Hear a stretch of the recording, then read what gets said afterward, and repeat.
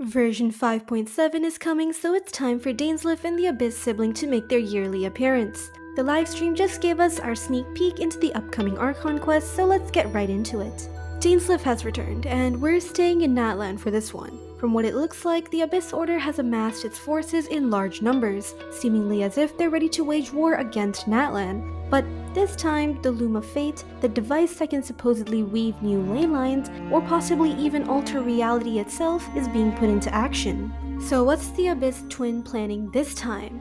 In the livestream, we were told that the Traveler found evidence that their sibling was in Natlan, so there may be some leyline hooliganry that we can expect. It's likely that the Abyss twin plans to show us the Cataclysm 500 years ago and share with us their version of events. We heard the Abyss siblings say in the trailer that they won't miss the opportunity to meet us 500 years in the past.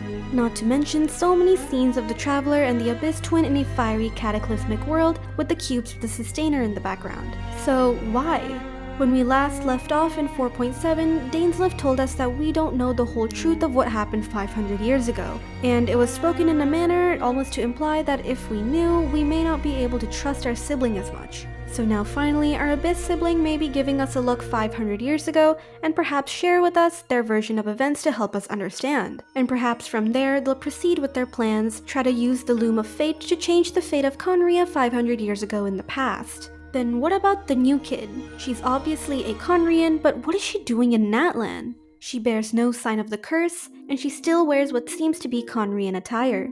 My guess is that she's a spirit of some sort or recreated somehow. Given the timing of her showing up, this could be indicative of some leyline tampering or be constructed by the Loom of Fate itself. But I'm not sure she's too fond of what the Abyss twin is planning. We hear one voice line in the trailer: "I know you always wanted to change fate, but this time I won't let you succeed." Though we can't pinpoint exactly who said it, it definitely doesn't sound like Dainsleif or the Traveler. But it may be safe to assume that it's targeted at the Abyss twin, the one at war with destiny, the one who wants to change fate.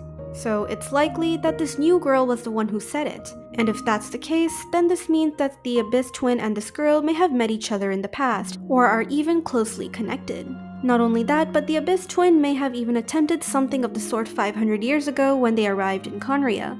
And finally, the Abyss twin tells us that they'll return to the real universe someday, or rather the cosmos beyond the false sky, where they'll continue their journey together through the sea of stars. We see the Traveler holding a piece of what may belong to the spaceship that brought them to Teyvat. Perhaps after all is said and done, the Abyss sibling gives this to the Traveler as another memento until their next meeting, probably next year. As a tangent, I want to point out the exact location everything seems to be taking place: Natlan. Dainsleif is gonna be there, the Abyss sibling is gonna be there, and the Abyss Order now has a device that can mess with the ley lines. Remember who's also there? The body of another very powerful Khaenri'ah and the master of the ley lines.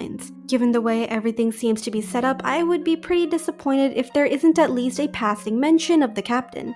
And who knows, as the master of the ley lines and some possible ley line shenanigans by the Abyss Order, he may even have a role in what's to unfold. Moving on from that, it seems like our big villain in Skirk's story quest will be the shadow we fought inside the stomach of the all-devouring narwhal at the end of Fontaine's archonquest. Skirk tells us that there's something leeching power from this world like a parasite, this most likely using the power that belongs to the all-devouring narwhal. The narwhal belongs to Skirk's master, Sertologi, so it's very likely that Sertologi knows about the existence of the shadow. And it's also possible that this being and Sertologi may have had some kind of history together or are related in some way, which allowed it to obtain the same powers as the narwhal.